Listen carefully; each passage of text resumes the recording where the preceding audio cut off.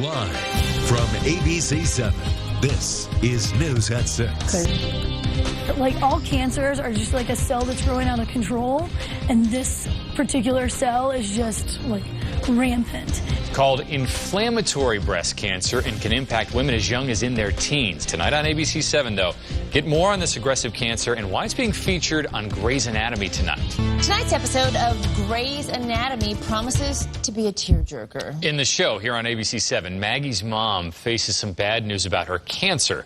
It's a rare but aggressive form called inflammatory breast cancer. We don't know yet how doctors on the show are going to treat her, but right now ABC 7's anchor Ross DeMattei is getting us more on this very serious condition.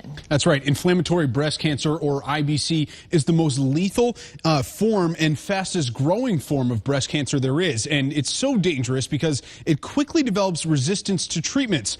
IBC occurs when cancer cells block lymph vessels in the skin of the breast. And that causes the skin to appear swollen and red, thus the inflammatory term. Oftentimes, the breast can swell to nearly twice its normal size.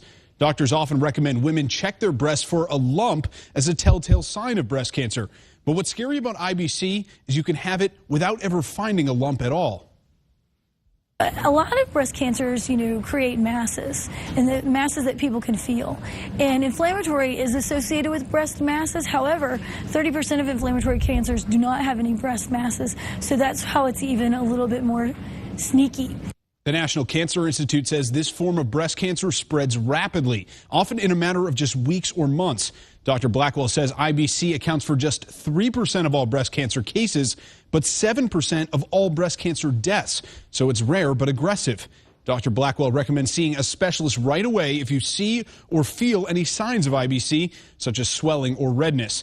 Now, coming up tonight at 11, you'll hear from a local inflammatory breast cancer survivor about her diagnosis, her recovery, and her emotional plea for other women to get tested.